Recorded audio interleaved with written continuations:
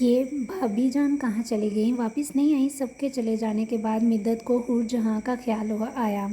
تھک گئی ہوں گی، تم ایسا کرو، سونے سے پہلے ان کو ایک نظر جا کر دیکھ لو اور انہیں مٹھائی بھی دے آنا، بلکہ خود جا کر ان کا منہ میٹھا کروانا۔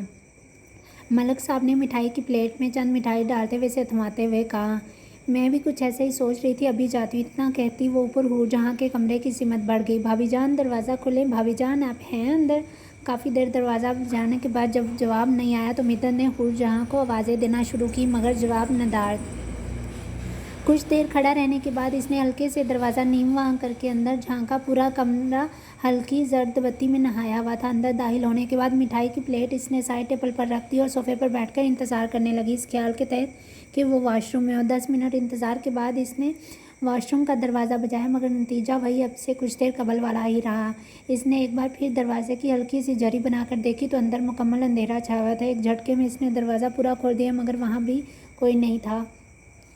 ہو سکتا ہے کہ رخسانہ کے ساتھ ہو، وہ سوچ کر وہ اب نیچے رخسانہ کے کمرے کی جانب بڑھ گئی۔ وہ دونوں اپنے سوگ میں ڈوبے تھے جب کسی نے ان کے کمرے کا دروازہ بجایا۔ کمرے کی اس سکوت خاموشی میں وہ آواز کسی توپ آواز سے کم نہیں لگ رہی تھی۔ رخسانہ اس آواز سے ایک دم اچھل پڑی۔ دونوں نے ایک دوسرے کے چہرے پر نگاہ ڈالی جب کمرے کا دروازہ ایک بار پھر کھٹکھٹایا گیا۔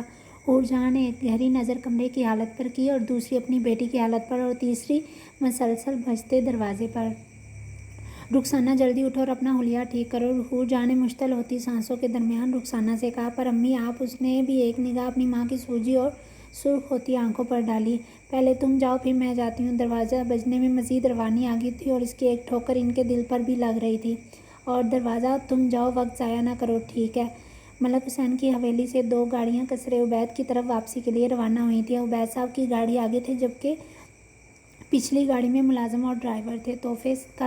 تحائف کا سامان نکل جانے کے بعد سارے افراد اب کھلے ڈلے بیٹھے ہوئے تھے۔ واپسی پر سبھی خوش تھے سوائے اس گاڑی سے آگے والی گاڑی میں بیٹھی عائشہ ناز کے، جنہیں رہ رہ کر عبید صاحب پر غصہ آ رہا تھا کہ اتنا کھل کھل کر بیان کر دینے کے بعد بھی انہوں نے اس لڑکی کے ساتھ اپنے بیٹے کی منگنی کر دی۔ وہ بار بار ساتھ بیٹھے ڈرائیونگ کرتے ہوئے عبید صاحب پر نگاہ ڈالتی، کچھ کہنے کے لیے لب واہ کرتی ہی تھی، مگر پیچھے بیٹھے اسکندر کی وجہ سے کوئی آواز کا روپ دھارے بغیر ہی حلق میں دم توڑ جاتا۔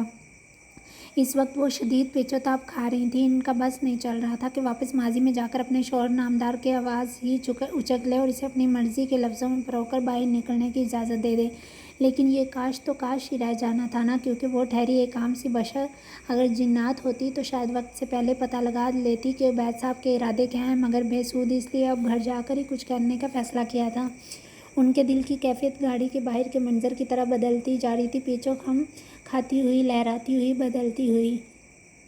رخسانہ جلدی سے کھڑی ہوتی واش روم میں گھس چکی تھی جبکہ حور جہاں جلدی جلدی کمرے کی بکھری ہوئی چیزیں سمیٹنے لگی۔ کمرے کی حالت پچھلی بار کی طرح ابتر نہیں تھی، اس لیے وہ جلدی اپنی گزشتہ حالت میں واپس آ چکا تھا، لیکن وہ دروازہ کھولنے میں ابھی بھی متعمل سے کام لے رہی تھیں۔ وجہ اس کے رونے کی چولی کھاتی آنکھیں تھیں۔ دروازہ بجانے کے ساتھ اب مدت نے آوازیں دینا بھی شروع کر دی تھی۔ حور جہاں کو اس وقت شدید تاؤ آ رہا تھا، اتنا غصہ اور اس قدر ڈر تو اسے اس وقت بھی نہیں لگا تھا جب زمان کو یہ پتہ چلا تھا کہ نیلم اور بشیر کو اسی نے مارا، مگر اب کا اندازہ تو نہ ہی وہ لگا سکتی تھی اور نہ ہی بتا سکتی تھی۔ اپنی کیفیت سے تو وہ خود ہی آگاہ نہ تھی۔ اس نے جلدی سے سائڈ ٹیبل پر رکھا ہوا ٹیشو پیپر اٹھایا اور اس سے اپنی آنکھیں رگڑنے لگی۔ ٹھیک 10 منٹ بعد اس نے دروازہ کھول دیا تھا۔ اف، کس قدر دیر کر دی آپ نے! آپ کو کیا ہوا ہے؟ کمرے میں داخل ہوتے ہی رخسانہ نے حور جہاں کے چہرے پر غور کرتے ہوئے اپنی حیرت کا اظہار کیا۔ کچھ نہیں، مجھے کیا ہونا؟ کیا تم چاہتی ہو کہ مجھے کچھ ہو؟ حور جہاں نے اسے ٹٹولتی نگاہوں سے تکتا پا کر الٹا اسی پر دباؤ ڈالنا چاہا، اور ایسا ہو بھی گیا۔ نہیں، میں ایسا کیوں چاہوں گی؟ آپ غلط سمجھ رہی ہیں، میں تو بس مٹھائی لے کر آئی تھی آپ کے لیے۔ مدت نے بے ربط لفظوں سے اپنا جملہ مکمل کیا۔ اگر مٹھائی لے کر آئی تھی تو ٹھیک ہے، پھر رکھو اسے اور تم جاؤ۔ اور دوسری بات، مٹھائی تم ہمیں صبح بھی دے سکتی تھی، ابھی اتنی جلدی مچانا ضروری تو نہیں تھا۔ حور جہاں نے مروت نبھانی بھی ضروری نہیں سمجھی۔ وہ تو میں رکھ دیتی ہوں، لیکن اگر ہم آپ کو صبح مٹھائی دیتے تو کیا آپ یہ نہیں کہتی کہ گھر کی پہلی خوشی میں اتنا بھی ضروری نہیں سمجھا کہ آپ کا منہ ہی میٹھا کروا دیا ہوتا؟ اگر آپ یہ نہیں کہتی تو میں ضرور آپ کو صبح مٹھائی دے جاتی۔ مدت نے بظاہر نرم لہجے میں اسے بہت کچھ جتا دیا تھا، کہہ تو بالکل ٹھیک رہی ہے، میں ضرور ایسا ہی کہتی ہوں، وہ صرف سوچ کر ہی رہ گئی۔ بھابھی جان رخسانہ کہاں ہے؟ اس نے کمرے میں چلتی نگاہ ڈال کر حور جہاں سے استفسار کیا۔ اس کے غصے کی بھی کوئی پرواہ نہیں ہو رہی تھی۔ رخسانہ وہ تو نہانے گئی ہوئی۔ حور جہاں کے منہ میں جو آیا وہ بول گئی۔ سوال سن کر وہ سچ میں سٹ پٹائی تھی۔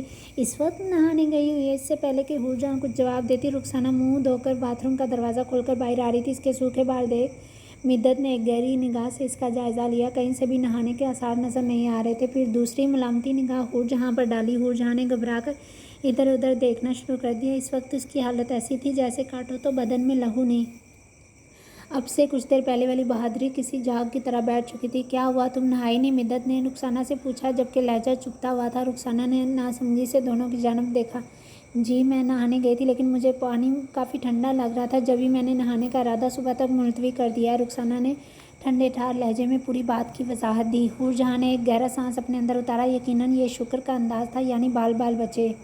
اچھا یہ لو رخسانہ مٹھائی کھاؤ، تمہاری بہن کی منگنی ہوگی اور اب بس جلدی تم تیاریاں شروع کر دو، شادی کی آخر کو تمہاری بہن ہے۔ مدت نے مٹھائی کا ٹکڑا اٹھا کر اس کے منہ کے آگے کیا۔ رخسانہ کا منہ کھلنے سے انکاری ہو گیا، جیسے کہ سل چکا۔ اس کے حلق میں گرہیں پڑنے لگی تھی۔ اس نے پس و پیش سے کام لینا چاہا مگر اس کا کوئی تردد مدت کے آگے کام نہ آ سکا۔ حور جہاں بھی بت بنی کھڑی رہ گئی جب مدت زبردستی اس کا منہ میٹھا کروا کر واپس پلٹ گئی۔ اچھا میں چلتی ہوں، آرام سے سوئیے گا، کیونکہ ویسے بھی اب تو سونے کی فرصت نہیں ملے گی نا، مصروفیت ہی کچھ ایسی ہے ہونے والی۔ اتنا کہتی وہ دروازہ ٹھاک کر کے بند کرتی چلی گئی۔ رخسانہ سے وہ مٹھائی نہ اگلی جا رہی تھی اور نہ ہی نگلی، وہ اس کے حلق کی ہڈی بن گئی تھی۔ دروازہ بند ہوتے ہی اس نے قہر کی صورت میں سب کچھ فرش کی نظر کر دیا۔ چند سیکنڈ لگے تھے کمرے میں بچھے قالین کو بدنما اور ناپسند بننے میں۔ رخسانہ یہ تم نے کیا کیا؟ حور جہاں تیزی سے اس کی جانب بڑھی مگر وہ بت بنی ویسی ہی اسپاٹ چہرہ لیے کھڑی رہی۔ یہ کیا کیا آپ نے عبید؟ میں نے کس قدر آپ کو سمجھایا تھا کہ وہ صحیح لڑکی نہیں ہے، مگر پھر بھی آپ نے اپنے بیٹے کی نسبت اس سے طے کر دی۔ کمرے میں داخل ہوتے ہی عائشہ ناز اپنے شوہر پر بری طرح برس پڑیں۔ بعض اوقات صحیح غلط نہیں دیکھا جاتا، بعض اوقات اپنے سے جڑے لوگوں کی خوشیاں دیکھی جاتی ہیں۔ ان کے لیے اگر کوئی فیصلہ لینا بھی پڑے جو آپ کو اس وقت غلط لگ رہا ہو تو وہ بھی لے لینا چاہیے۔ ہو سکتا ہے کہ وہ وقتی طور پر غلط ہو، ایک دن ایسا ہے آپ خود اس وقت شکر ادا کر رہے ہوں جس وقت آپ نے کچھ عرصے کے لیے ایک کڑوا گھونٹ پیا تھا۔ عبید صاحب نے ٹھنڈے ٹھار لہجے میں ایک بار پھر سمجھانا چاہا۔ اف شکر ادا، کڑوا گھونٹ، مائی فٹ، وہ ایک بار پھر چلائی۔ تم اب ہائپر ہو رہی ہو۔ میں ہائپر نہیں ہو رہی بلکہ آپ جذباتی ہو رہے ہیں۔ ہاں ہو رہا ہوں میں جذباتی، بلکہ کیوں نہ ہوں، میں اپنی ہی اولاد کے لیے جذباتی۔ اس بار ان کی آواز بھی بلند ہوئی تھی۔ یہ جذبات سے کام لینے کا فیصلہ نہیں ہے عبید، شادی بیاہ کوئی ٹھیلے پر بکنے والے کھلونے کی طرح نہیں ہے جو پسند آئے وہ اٹھا کر اپنے ساتھ لے لیا جائے۔ آواز تھوڑی دھیمی ہوئی۔ دیکھو میں کوئی بحث نہیں کرنا چاہتا۔ انہوں نے ہار مانی۔ ٹھیک ہے، ایک دن آئے گا آپ اپنے اس فیصلے پر پچھتائیں گے، بلکہ مجھ سے بھی کہیں گے اس وقت آپ نے میری بات کیوں نہیں مانی تھی۔ دعویٰ کیا گیا اور انشاءاللہ وہ وقت کبھی نہیں آئے گا۔ دعویٰ رد کر دیا گیا۔ کاش ایسا ہی ہو۔ اتنا کہتی انہوں نے لیٹ کر چادر اپنے اوپر تان لی۔ اگلے دن کا سورج ایک طرف تو نئی خوشیوں کی نوید لے کر آیا تھا تو دوسری طرف سب کی زندگیوں میں آنے والے ایک ایسے وقت کا بھی پیش گو تھا جب ہر ایک کی اپنی زندگی بدل کر ایک نئی ذات میں بدل جانی تھی، جب روح اور جسم تو یہی رہتا مگر انداز فکر اور شخصیت کی ترجیحات یکسر تبدیل ہو جاتی۔ کہاں کی تیاری ہو رہی ہے؟ ایماں نے صبیحہ کو اپنا سامان سمیٹتے ہوئے دیکھ کر استفسار کیا۔ ڈھیلے ڈھالے سے جامنی رنگ کے کرتا شلوار میں بالوں کا ڈھیلا جوڑا بنائے وہ بری طرح سے اپنی چیزیں سمیٹنے میں منہمک تھی۔ ہاسٹل، یک لفظی جواب آیا۔ کیا تم ہاسٹل جا رہی ہو، وہ بھی اتنی جلدی؟ ایماں نے پریشان ہو کر اسے کچھ یاد دلایا۔ جلدی کہاں ہے، چھٹیاں ختم ہو چکی ہیں، آپ نے تو پڑھ لیا، اب مجھے بھی پڑھنے دیں۔ سکون سے اپنی کتابیں بیگ میں ڈالتے ہوئے اس نے بغیر اس کی طرف دیکھ کر کہا، پڑھنے سے نہیں روک رہی، تمہیں جلدی جانے سے روک رہی ہوں۔ اس نے وضاحت دی۔ جلدی کہاں ہے؟ جواب وہی، دھات کے 3 پات۔ اچھا میری وجہ سے کچھ دن کے لیے نہیں رک سکتی تم؟ وہ خفا ہوئی۔ آپ کی وجہ سے ہی تو جا رہی ہوں، اس نے اسے اسپاٹ لہجے میں بتایا۔ کیوں؟ وہ اس کیوں کا جواب چاہتی تھی۔ کل ہی تو میری منگنی ہوئی ہے اور آج تم جا رہی ہو۔ اس نے مزید کہا، آپ کی منگنی ہو گئی ہے اسی لیے جا رہی ہوں، اگر آپ کی شادی کی جلدی ڈیٹ فکس ہوگی تو میں پھر جا ہی نہیں پاؤں گی، اور ویسے بھی میرے ایگزام ہونے والے، مجھے تو جانا ہے ہی، تو آج ہی کیوں نہیں، اور پلیز اب آپ مجھے روکنے کی ایک اور کوشش مت کیجیے گا کیونکہ میں نہیں رکوں گی۔ اس نے اپنا سوٹ کیس بند کر کے بیڈ سے نیچے رکھا اور خود آئینے کے سامنے کھڑی ہو کر اپنے بال صحیح کرنے لگی۔ ایماں وہیں بیٹھے بیٹھے اسے آئینے میں نظر آتا ہوا دیکھتی رہی مگر پھر زیادہ دیر چپ نہ رہ پئی۔ تمہیں اس نے دوبارہ تو کچھ نہیں کہا؟ دھیمے دھیمے لہجے میں اس نے پوچھا۔ لہجے میں بے چینی صاف جھلک رہی تھی۔ مجھے اسے اپنا سوال خود ہی بے تکا لگا۔ کس نے؟ معاذ نے؟ مزید کہا۔ ہاں، ایک لفظ کافی رہا۔ ایماں کو دیکھ کر صبیحہ نے ایک گہرا سانس اپنے اندر اتارا۔ وہ مجھے کیوں کچھ کہے گا؟ اپنے بالوں میں برش پھیرتے وہ جلدی جلدی سے انہیں لپیٹنے لگی۔ جیسے تمہیں کچھ پتہ نہیں۔ بات سادہ سی تھی مگر لہجے میں ناراضگی کا عنصر نمایاں تھا۔ دیکھیں، پچھلی بار جو اسے سبق ملا تھا، مجھے لگتا ہے اس کے بعد اب اس کی اتنی ہمت نہیں ہوگی کہ وہ مزید میرے راستے میں آئے، اور اگر ایسا ہوا بھی تو اسے دیکھنے کے لیے میں کافی ہوں، اس لیے ٹھنڈے ٹھار لہجے میں کہتے ہوئے اس نے اپنا چہرہ حجاب میں لپیٹا، بیڈ پر رکھی ہوئی شال اٹھائی، اسے اپنے گرد لپیٹا۔ اب وہ اپنے جوتوں کے اسٹرپس کھول رہی تھی۔ تم جو بھی کہہ لو، مجھے تسلی نہیں ہو پا رہی۔ آئمہ نے ایک پریشان نگاہ اس پر ڈال کر اپنے دل کی کیفیت سے اسے بھی آگاہ کیا۔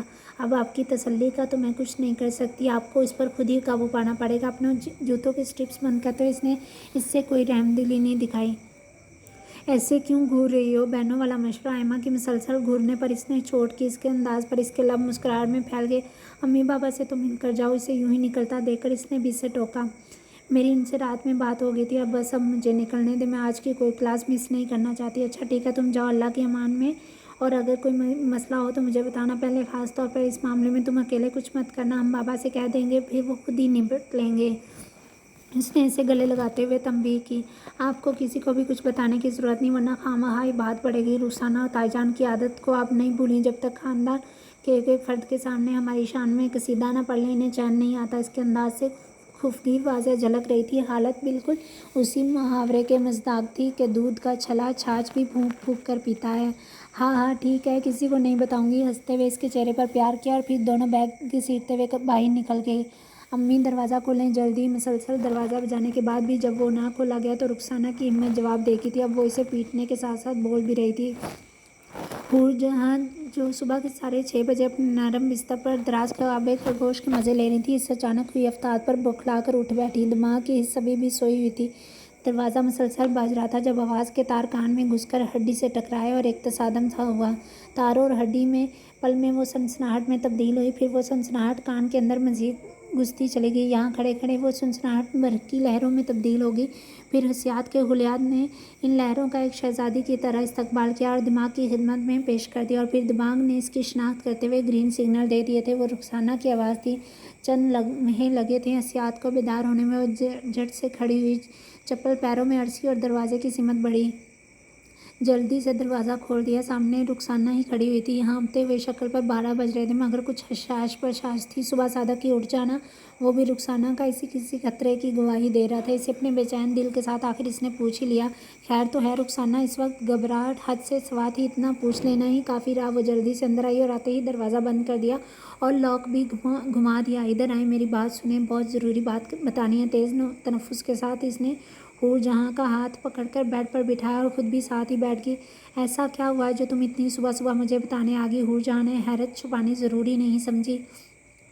مت پوچھیں کیا ہوا ہے، صبیحہ ہاسٹل چلی گئی، اس نے جلدی سے بتایا۔ دماغ ٹھیک ہے تمہارا؟ تم اتنی صبح صبح مجھے یہ بتانے آئے ہو کہ وہ ہاسٹل چلی گئی؟ حور جہاں کو سخت غصہ آیا تھا کہ اس طرح سے دروازہ پیٹ کر وہ صرف یہ بتانے آئی تھی کہ وہ ہاسٹل چلی گئی۔ انہوں نے ایک خفا خفا سی نگاہ اس پر ڈالی۔ رخسانہ، تم نے ان 2 لڑکیوں کی ضرورت سے زیادہ ہی اپنے دماغ پر سوار کر لیا۔ خود پر رحم کھاؤ میرے بچی، کیا حال کر لیا تم نے اپنا؟ حلیہ دیکھو، آنکھوں کے گرد حلقے پڑنے لگے ہیں۔ نگاہوں کی خفگی اب رحم میں تبدیل ہو چکی تھی۔ وہ اس کی توجہ اس کی ذات کی طرف کروانا چاہ رہی تھی۔ امی چھوڑیں یہ سب، وہ سنائیں جو میں سنانے آئی ہوں۔ کوئی اثر لیے بغیر اس نے بات آگے بڑھائی۔ حور جہاں کو وہ اس وقت مزید قابل رحم لگی۔ وہ اسے شدید ڈانٹنا چاہتی تھی مگر پھر بھی اس کی سننے بیٹھ گئی کیونکہ اس کے بنا چارہ نہ تھا اور نہ ہی وہ اس طرح چپ ہو جانے والوں میں سے تھی۔ صبیحہ کو یونیورسٹی میں کوئی لڑکا پسند کر رہا ہے۔ حور جہاں کو اپنی سماعتوں پر یقین نہیں آیا۔ کیا کہا تم نے؟ اس نے پھر سے سننا چاہا تاکہ غلط سننے کا کوئی شبہ ہو تو وہ دور ہو سکے۔ صبیحہ کو یونیورسٹی میں کوئی لڑکا تنگ کر رہا ہے؟ وہ کیوں کر رہا ہے مجھے نہیں پتا۔ اس کے بعد وہ ساری باتیں حور جہاں کے گوش گزار کر دی جو کچھ دیر قبل وہ ان کے کمرے کے دروازے کے باہر لگ کر سنائی تھی۔ میں تو انہیں شریف سمجھتی تھی، وہ تو ویسے ہی نکلی۔ حور جہاں کے چہرے پر ایک تمسخرانہ ہنسی آ گئی۔ اس کا ذہن تانے بانے بننے میں لگا ہوا تھا جب رخسانہ نے مزید بولنا شروع کیا۔ بس اب آپ یہ پتہ لگوائیں کہ یہ معاذ ہے کون اور وہ کیا چاہتا ہے، پھر اس کے بعد پتے پھینکنے کی باری ہماری ہے۔ رخسانہ کی بات پر حور جہاں نے ایک ستائشی نگاہ اس پر ڈالی۔ پتہ تو میں اب گواہ ہی لوں گی، تم میرا فخر ہو رخسانہ، اور آپ میرا غرور ہیں۔ اتنا کہتی وہ حور جہاں کے سینے سے جا لگی۔